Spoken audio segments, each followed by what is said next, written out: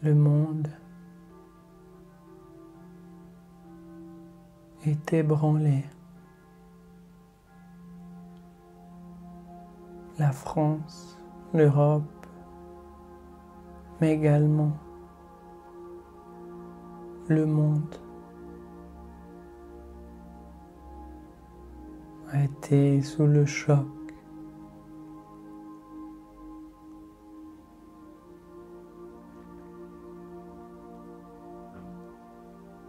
Et face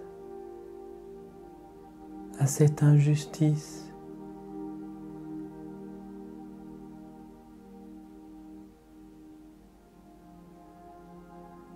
face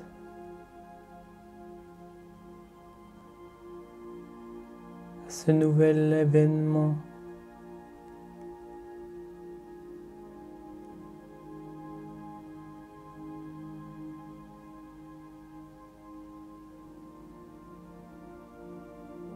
qui a traumatisé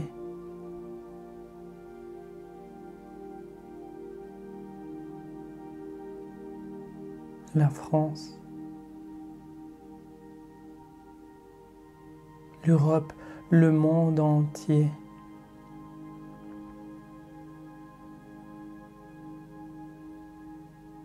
Il n'y a qu'une seule réponse possible: la colère. La colère face à cette incompréhension, la colère face à cette injustice.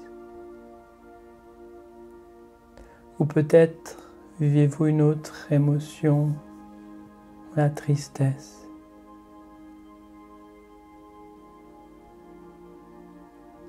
Face à la perte.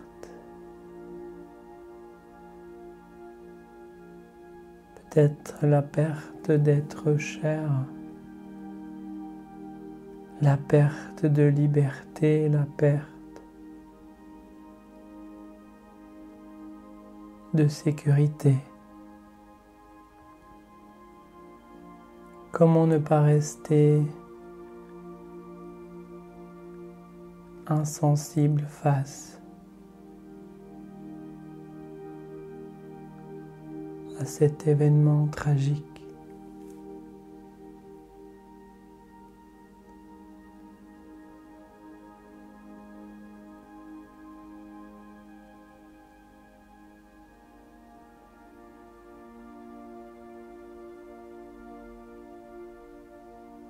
Comment ne pas exprimer tes émotions? Et je sais que pour certaines, certains, les émotions sont quelque chose de difficile à pouvoir exprimer. Et que cette colère, il peut être même difficile de l'accepter. D'accepter d'être en colère. Pourtant, c'est une émotion tout à fait légitime. Lorsque l'on vit une injustice,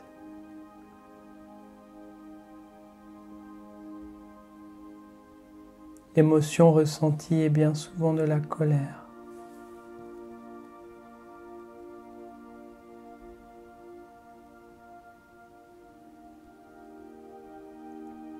Et dans cette société où il est souvent malvenu d'exprimer ses émotions,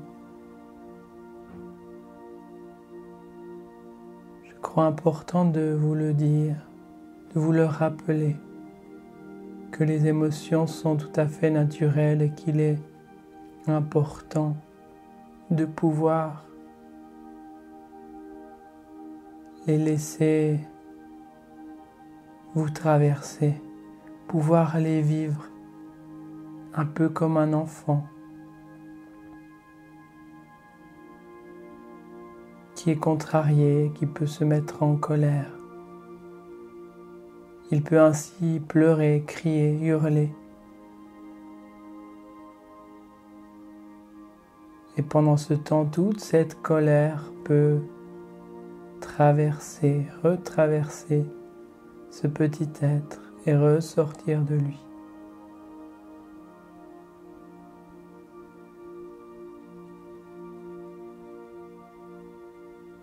Car si la colère n'est pas exprimée,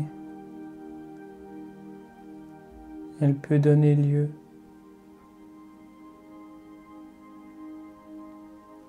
à de la haine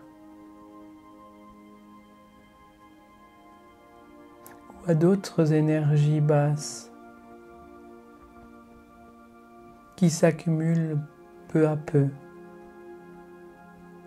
à l'intérieur. C'est pourquoi il est vraiment capital de pouvoir se laisser un temps, que ce soit une semaine, un mois, même plusieurs mois, et de pouvoir vous permettre, vous donner la permission d'être en colère, de pouvoir exprimer cette colère.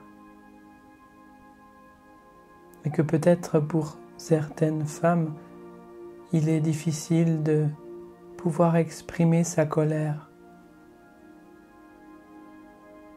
Car dans notre société, il est souvent dit qu'une femme ne doit pas être en colère. Et d'ailleurs, c'est vraiment pas beau de voir une femme en colère. C'est cela, le message que la société exprime par rapport à la colère chez les femmes. En revanche, elles peuvent pleurer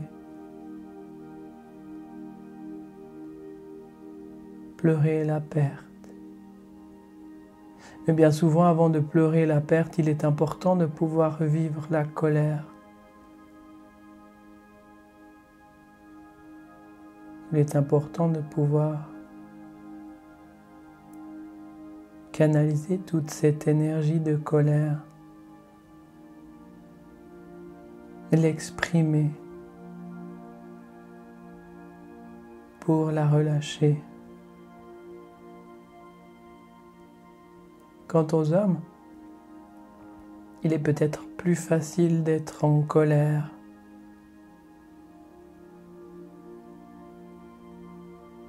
Et d'ailleurs, on pourrait dire qu'un homme qui exprime de la colère, cela peut être un homme qui montre sa force ou qui montre son autorité. En revanche, un homme qui exprime sa tristesse, qui laisse couler des larmes, c'est un signe de faiblesse. Et cela, c'est le message de la société pour les hommes. Et d'ailleurs, peut-être que si vous êtes un homme, vous avez pu vivre, ou en tous les cas entendre, des propos dans votre enfance qui vous ont inculqué que les hommes doivent être forts, doivent être virils,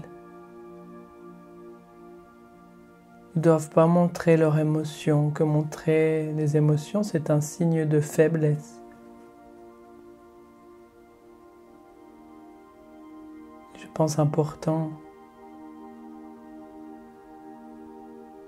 de signaler que la tristesse est une émotion comme une autre et qu'il est important de pouvoir se donner la permission de pleurer la perte, d'exprimer cette tristesse.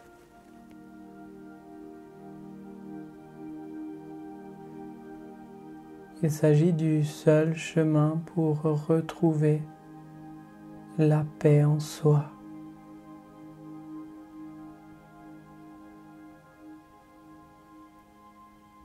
Et si chacun pouvait retrouver la paix en soi, c'est comme si des gouttes d'eau lumineuses pouvaient tomber dans l'océan. Et peu à peu, éclaircir les profondeurs même de l'océan, de manière à ce que la lumière de l'amour, la paix, puisse être maître dans l'océan de la vie, de nos vies.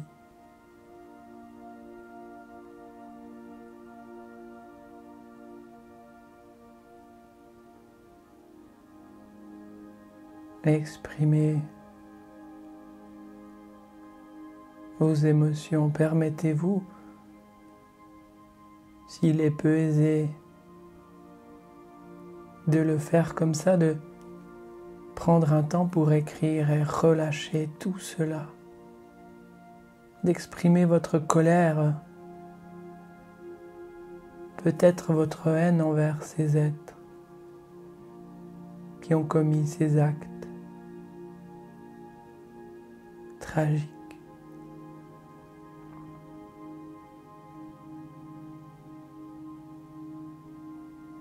Mais n'oubliez pas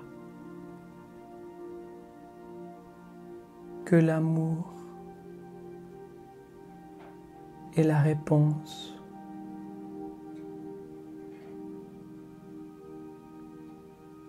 Et cela est tout un chemin. Que la colère, la tristesse est un chemin qui mène tout naturellement à l'amour.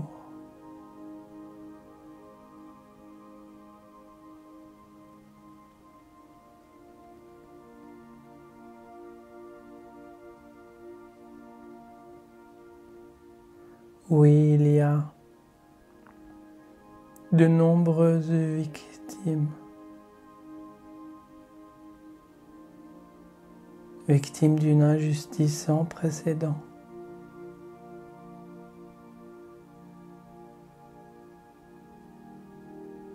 Paix à leurs âmes. Mais il y a également ces personnes qui étaient profondément tristes, profondément égarés de leur chemin.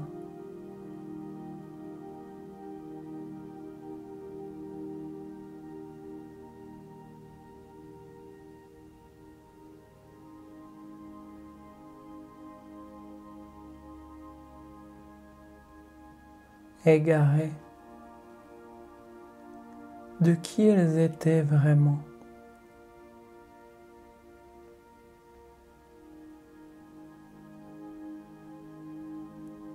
Et je pense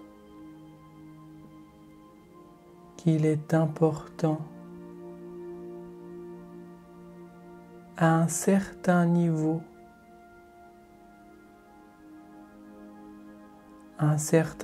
de conscience, de pouvoir comprendre que tout ce qui est fait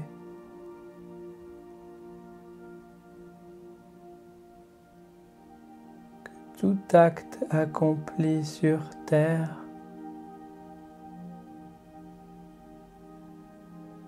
est toujours un acte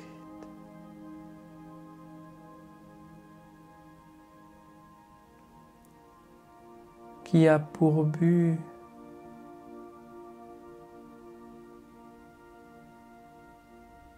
de rechercher l'amour. Et je comprends qu'il est peut-être encore trop tôt pour parler ainsi.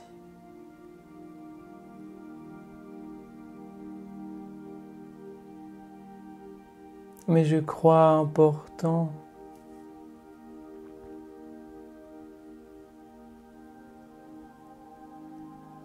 de pouvoir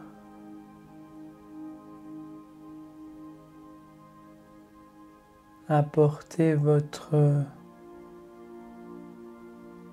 lumière, votre conscience, vos pensées d'amour, de paix, de bienveillance.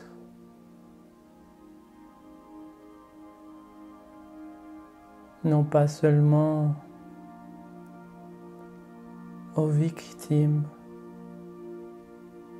de cette tragédie,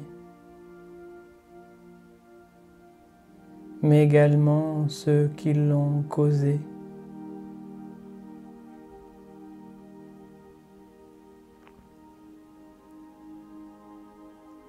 Car il s'agissait d'être profondément en recherche d'amour, des êtres égarés.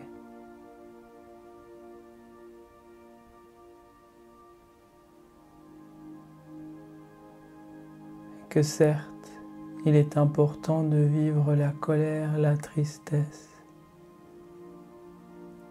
et qu'il est bon de prendre tout le temps pour vivre cela, en sachant que derrière, lorsque la tempête se calme sur le lac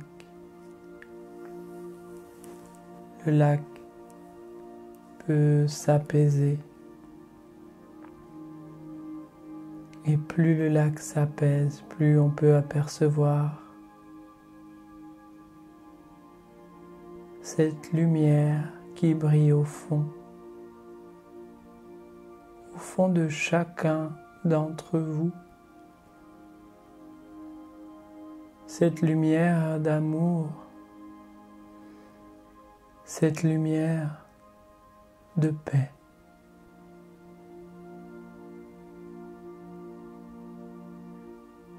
Cette pulsion de vie qui vous anime.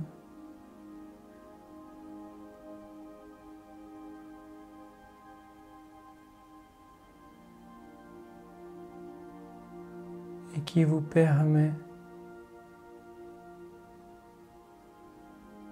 d'être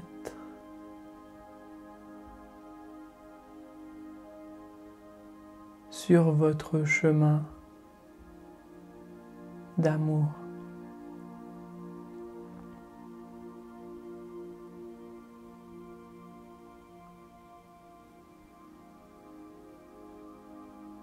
Je vous envoie à toutes et à tous depuis le centre de mon cœur l'amour véritable. Puisse cette énergie lumière être un baume guérisseur pour votre cœur. Puisse cet amour vous permettre de vous accompagner sur le chemin. Le chemin tumultueux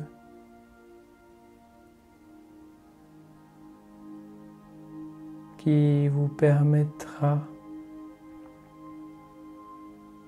de retrouver paix, sérénité.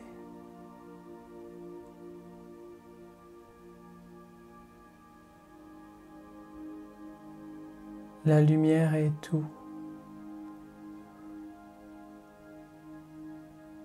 Lumière, amour.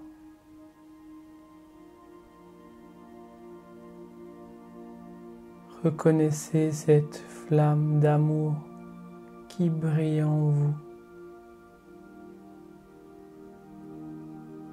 et diffusez-la